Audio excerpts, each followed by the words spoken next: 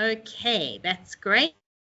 The slideshow should be showing there now. Okay, right. Thank you, everybody, for your patience.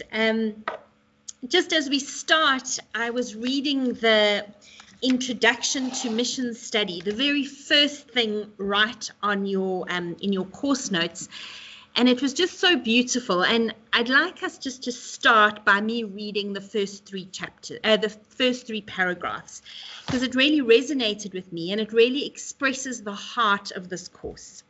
It says, "Welcome to Mission Studies at BTC Southern Africa. Our prayer is that these studies will go far beyond simply being an academic pursuit, but will result in changed, in better equipped lives. Our aim is to play a role in encouraging churches to be involved in the task of reaching the world for Jesus Christ. Amen. This we seek to accomplish through the influence we have on the learners who study through the college. We also want to contribute by exploring how missions is to be done, and from our unique situation here in Southern Africa. We are committed to the belief that the whole church in Southern Africa needs to be taking up the challenge of being salt and light within our communities, our country, and our continent, and to the ends of the earth." One of my favorite passages is Acts 17, verse 26. "From one man he made all the nations, that they should inhabit the whole earth. And he marked out the appointed times in history and the boundaries of their land. God did this so that they would seek him and perhaps reach out for him and find him, though he is not far from any one of us. We're here for a reason. Our Somali neighbors are here for a reason. The Pakistani man who owns the shop down the road is here for a reason. And we are part, and we have the privilege of being part of what God wants to do here and in the world." So let me tell you a little bit about myself. I'm a pastor's kid. My dad's a Baptist pastor, so I grew up in the church. And one thing my dad was very good at was telling children's talks. He was very good at it, still is.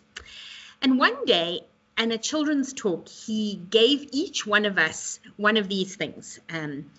Anyone younger than me probably doesn't know what it is, but it's a 1-cent coin. And he asked us what a missionary was. And he, of course, as children, we had different ideas.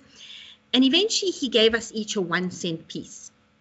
And he said, "Remember that a missionary is 1 cent, a person sent by God to share Jesus with others."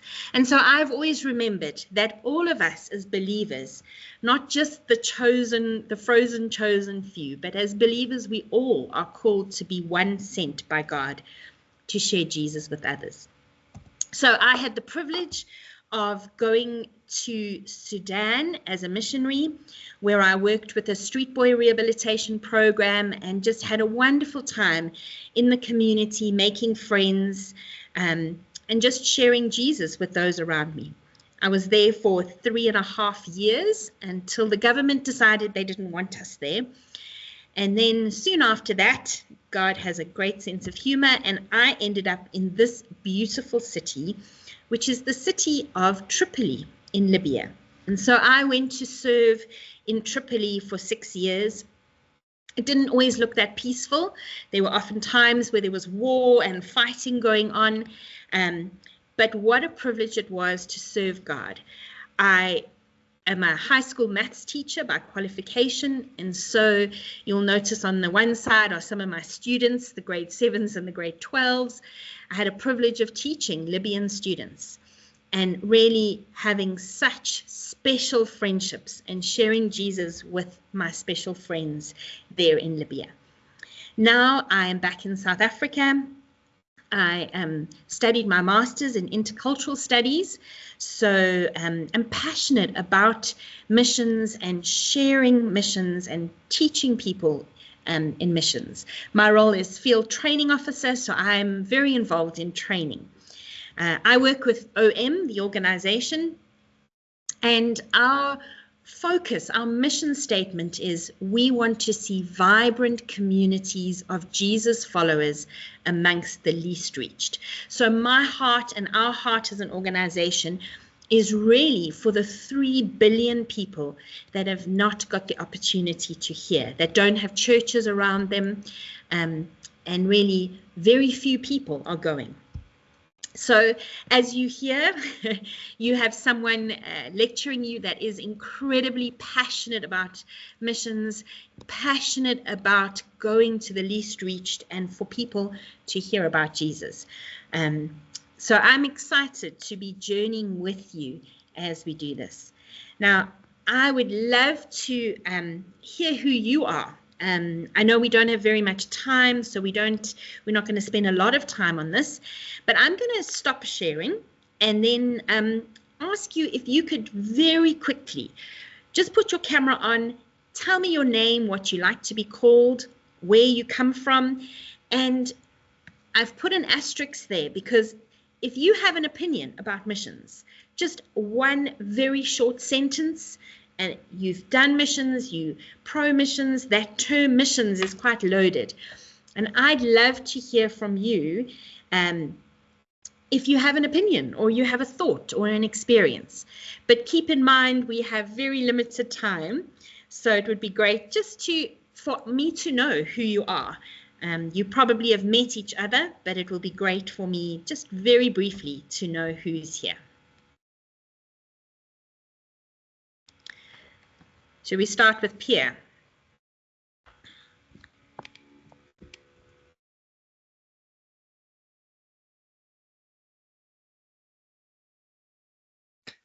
Good morning, everybody.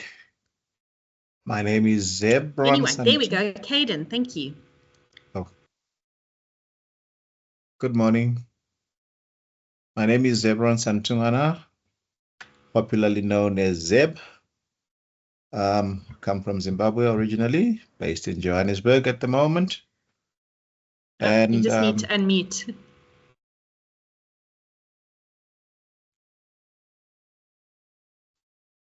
Zeb is speaking and I can hear him quite clearly, Joe. Are you not hearing him?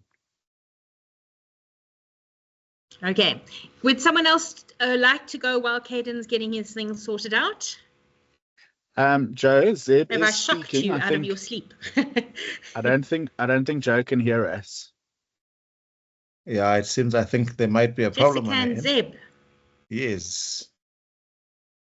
It's actually Zeb speaking. Zebron Santungana is the name. Originally from Zimbabwe, based in Johannesburg at the moment. And when it comes to missions, I think I'll refer to Matthew chapter 28. I think it's verse 19, where Jesus commands his apostles to go out into all nations. And I think this is a command that is actually given to everybody who is then a disciple of Christ, that this is a primary task or command that we've all been given, that we make disciples of every nation. Thank you. Thank you. Sorry, Candon, would you mind introducing yourself again? I realized my computer was on mute. The problem is that I don't see my face. That's what is troubling me. You're there. I can see you. Oh, okay. So I cannot see how I look like in the camera. Anyway, sorry for my accent. I'm not from an English-spoken country. I am from Mauritius Island. Oh, wow. And so I'm very grateful to start this, which is very challenging. I need to talk to my principal because all this kind of study is not familiar to me. What I can say, I've been serving in home church here for 15 years. And I have learned from many people that have invested in my life that mission is not always me or any one of us just going elsewhere, going abroad, which is mission also. And mission is just also getting out of our house and going on our right-hand side and left-hand side, our neighbors and families and relatives and cities and villages and everywhere, we are called to do mission. And one of the things it's my own experience. It's mostly going and doing that kind of mission or any kind of mission that keep me more alive in sharing the gospel and going out beyond churches to do mission. And this is something that has really keep me well in Christ. I forget to present myself. My name is Kendon. I'm married. I have 4 kids, and Thank you very much. Good to hear from you, and welcome all the way from Mauritius. Thank you. Someone else want to share just your name, where you're from, and one small thought on missions?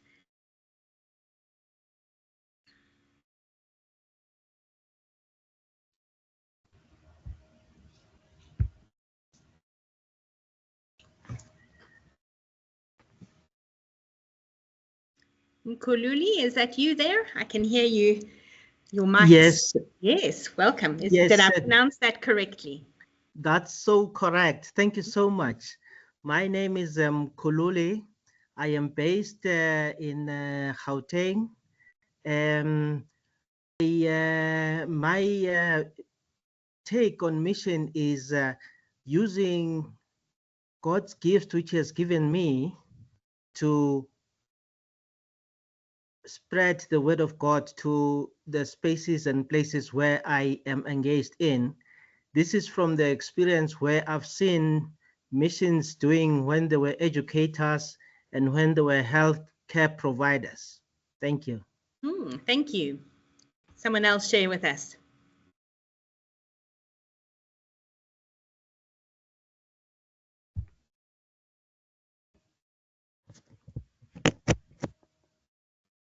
Sizani, do you want to share with us?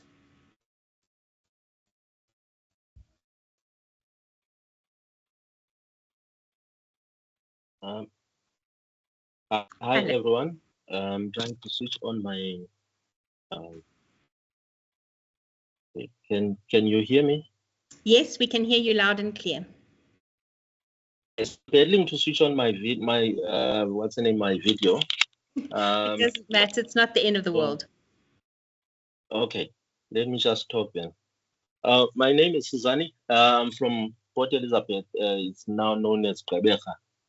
And I fellowship at the Progressive Bethel Baptist Church. Very much involved with missions. We currently have a mission in one of the close by areas as you go to Queenstown. And we just have started this year.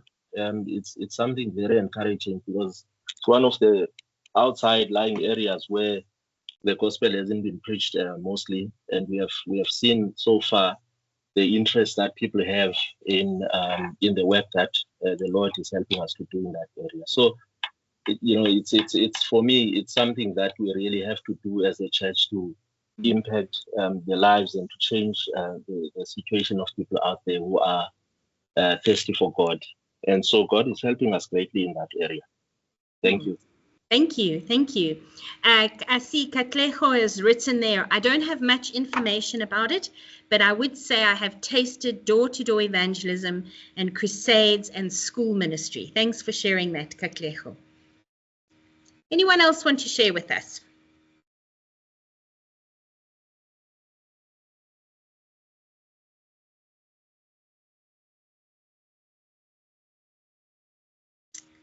Okay, I'm not going to put any of you on the spot, but it just really is lovely for me to hear from you what your take is, what your heart is for missions. So let me carry on with the presentation then. Okay. Sorry, Yes. our electricity went out now, so I needed to find somewhere that has electricity, and so that is why I'm not speaking. I apologize. No, it's lovely to hear from you. Thank you. Okay, right. And please feel free just to write to me at any point and say, hey, this is me. I didn't want to speak on the call, but just tell me a little bit about yourself and about your heart for missions or your concerns around missions. I really would love to interact with you on that level. I want to be available. I want to be around for you to ask questions if you have any. But let's get down to the nitty-gritty of the course. All this information is in your course directive, but I think it is important that I just briefly go over some of these things with you. This information is directly from the course directive. And so just to clarify that your very first assessment is due in just over a month on Wednesday, the 23rd of March, and that is a book review. I have had a look at the back of your course directive. There is an appendix there that really gives you very clear, good guidelines for doing a book review. So what you will do is you will read one of the chapters. I encourage you to read more, but you only need to review the one. So what you will do is you will do the book review, and then I'd love to have a personal application of whatever this truth is that you've learned in your own context, because all of us work in very different worlds. And how does this apply to your context? Very clearly there's a clear word limit, and I think you'll be pleased to know that the first assignment does not need a bibliography, but it is for a good chunk of the mark. It's 20% of your overall mark. So that's the first thing that I encourage you to work on. The next one is only in May, but keep in mind that is also getting close to exam time. So I tend to be a last minute person, but if you've got time to start working on this early, I encourage you to do that. This is incredible. Missions and the Great Commission and the Old Testament, I want to encourage you to really dive into these passages and think through this very carefully, because it is in many ways a heart of what we do and why we do it. So this is a 1,300 word essay that describes the Great Commission, and you are going to look at Genesis, looking at Abraham. What is God's purpose in blessing Abraham, the extent of the blessing, and comparing that with the Great Commission and the similarities and the differences. I'd also like you to add an application. So how could this apply, these missiological principles? Again, how can you apply it in your own context? Keep in mind, this is just a very short paragraph. It doesn't take up a lot of space, but just an application of how this applies. Also, you're going to be doing a writing class, and you'll get clarity there. Very clear guidelines on how to do the bibliography right. You need 5, and just really knowing how to write it well. I will check your bibliography very carefully. Your grammar is an important thing, how you write, and so, but most importantly, of course, is the content there. The third thing is online discussions. Now, when I studied my master's, our course was hybrid. So we also had people who were face-to-face and contact learners and those who were online. And it was these online discussions that really bonded us as a learning cohort, as a community. So I encourage you, get involved in these discussions. Yes, they're 10% of your mark, they're 10% easy marks. But more importantly, it really helps you to connect with the rest of the class, especially for those of you that are far away. It is important to feel part of something bigger, and this can help you do it. There will be quizzes, there will be various activities, discussions. Often with discussions, what I will ask you to do, and I'll write it in the explanation, I'll ask you to present a view, but then also to comment on what other people are saying. So actually have a discussion on Schoology. It's very important that you are participating. I want to hear your views and your thoughts on each of these things. So please take this seriously. This is a key part of your learning experience. Then requirement number 4 is the big exam. You'll notice that it's a large chunk of the mark. Make sure that you're listening carefully when I do the videos. What is it that I emphasize in those videos from the material? Make sure you know the material, that you're confident in it, so that you can write that exam well. Just a couple of things, and again, these are very clear in your course directives, and I've just taken the key points from them. Make sure you follow the guidelines. Yes, the content is so important, but it's also important that you are submitting your material in the right way, that your bibliographies are right. Be very careful to follow those for your assignments. Watch your word count. You need to make sure you stick to that. You'll see in the directive that it's very clear. If you go over the word count, you will be penalized for that.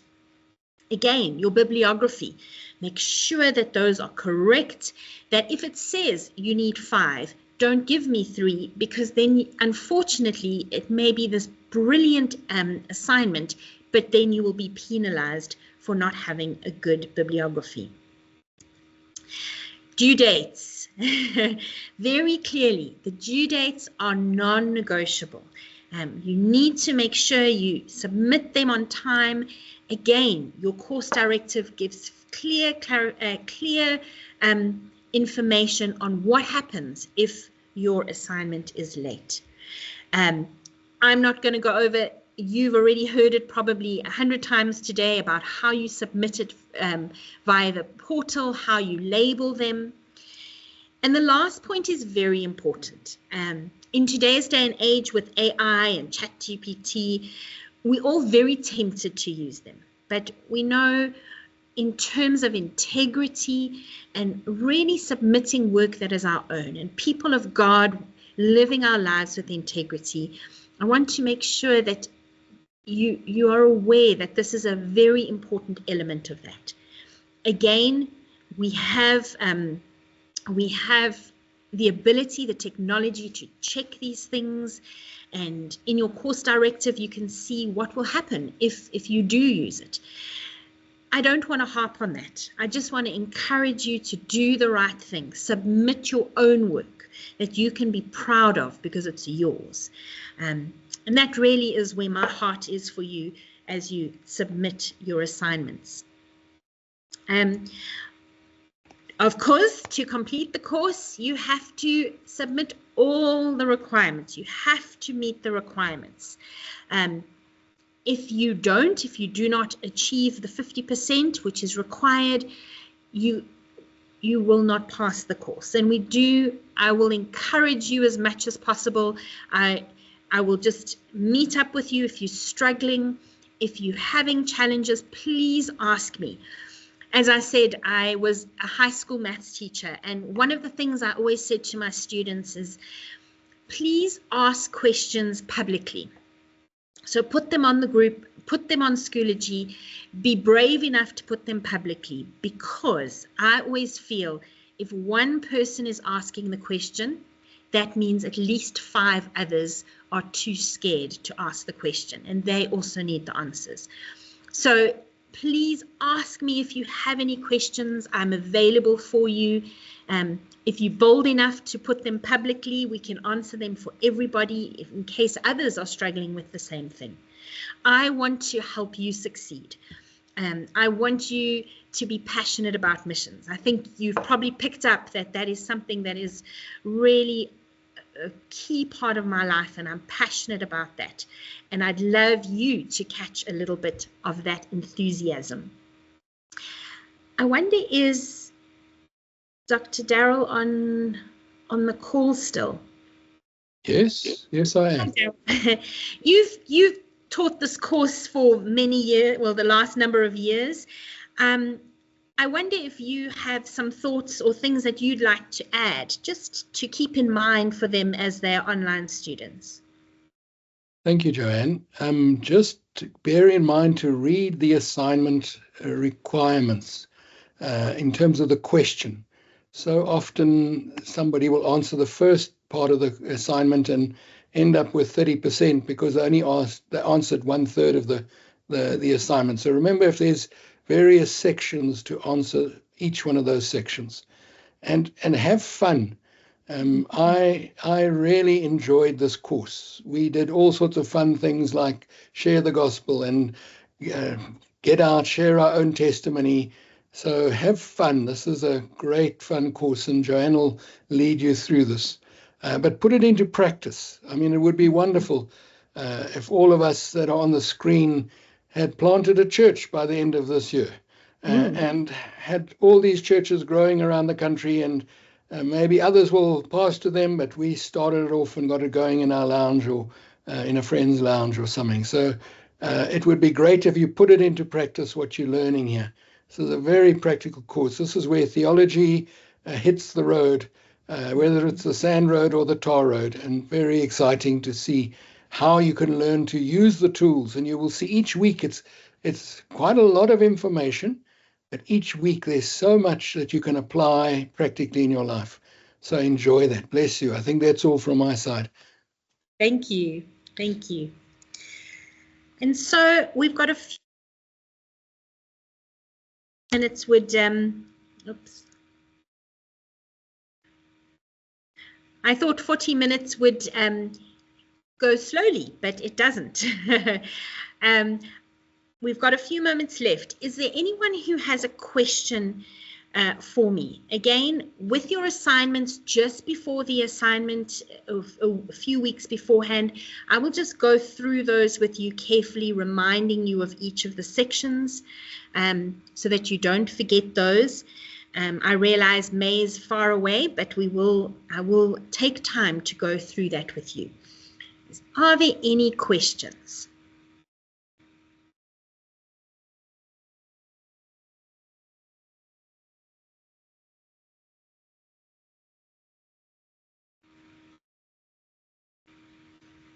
Okay. Well, it's been wonderful to have a short time with you. And I think, as Daryl so clearly said, we want this to be a practical course. We can study it as much as we like, but we need to be doing what we believe God is telling us to do. I also want to encourage you.